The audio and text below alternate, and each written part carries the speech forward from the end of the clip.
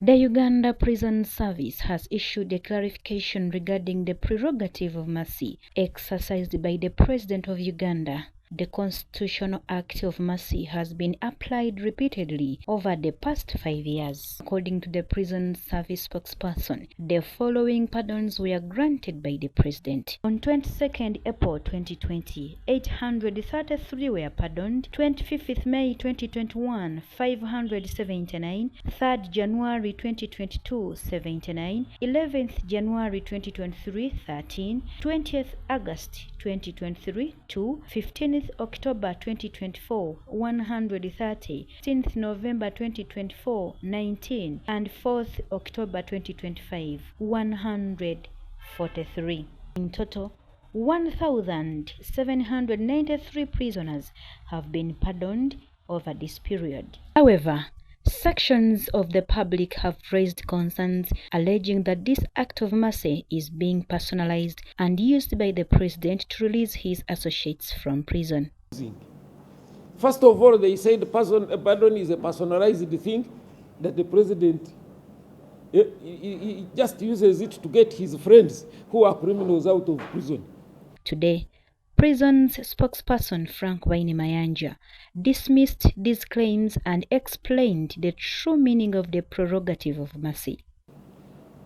So I thought, since the other one was one media house, I should use the audience of the bigger houses to explain what does pardon mean, where does it come from.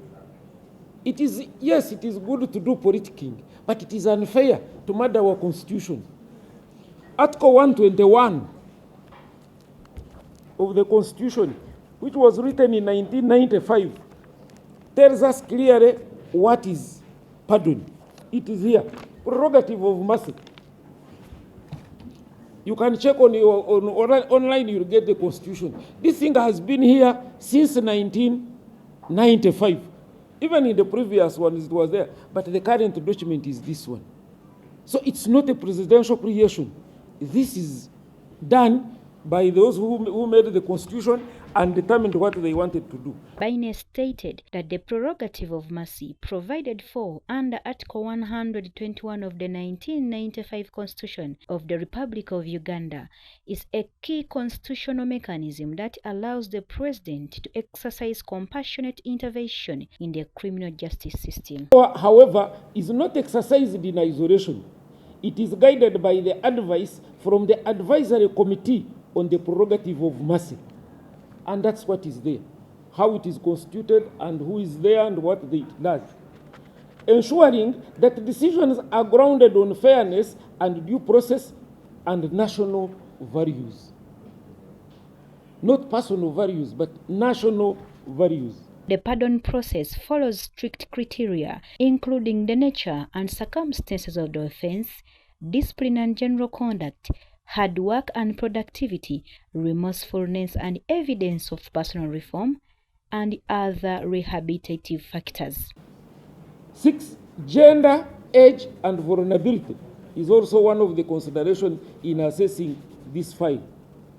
Then we look at public safety and security consideration. If you are a serial killer and you expect to get pardon, no. They look at how many people have been on your file for death. So that's why public safety and security consideration are very important.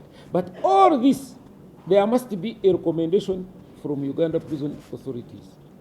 Baine added that the pardon may also apply to certain categories of prisoners, including capital offenders on death row who have completed all appeal processes, capital convicts with 6 months or less remaining on the sentences, elderly capital offenders aged 64 years, and petty offenders serving sentences for minor offenses who have completed at least 50% of their sentences.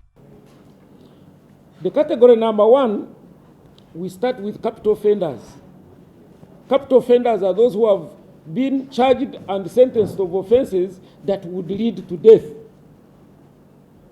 And that's why number 1 is that all death row inmates, prisoners sentenced for hanging, who have completed the appeal process and are waiting for the president's decision, fall in the category to be submitted for pardon. By the way, the president's decision can be either. It can be either pardon or hang. Even when the president is signing for hanging, he uses the same article, 121. Pregnant and suckling mothers who have served at least 75% of their sentence also qualify to be on this list. This first category alone generates over 1,000 inmates. This one alone. Category B is pet offenders.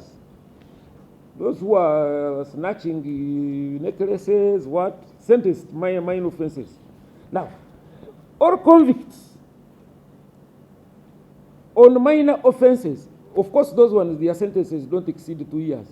On minor offenses, who have finished 50% of their sentence qualify for this pardon.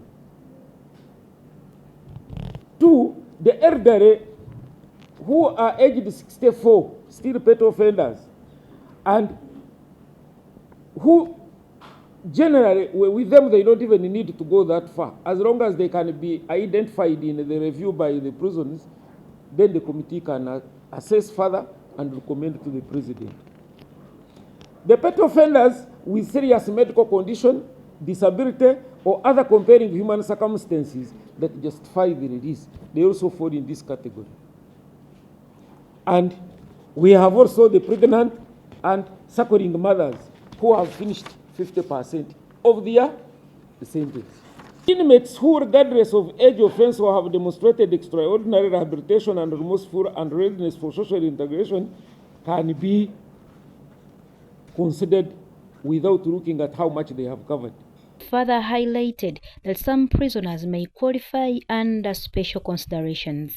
Baine explained that the journey toward the presidential pardon involves a lengthy administrative process, beginning at the station level, then moving to the Commissioner General, the Attorney General, and the relevant committees. The files are then submitted to the President. Once signed, the documents follow back through the Attorney General to the Commissioner General of Prisons and finally to the specific prisons units for implementation. According to Baine, the release or sentence adjustment must be implemented within 24 hours once the presidential directive is received. Nakujja Serena for NSTV.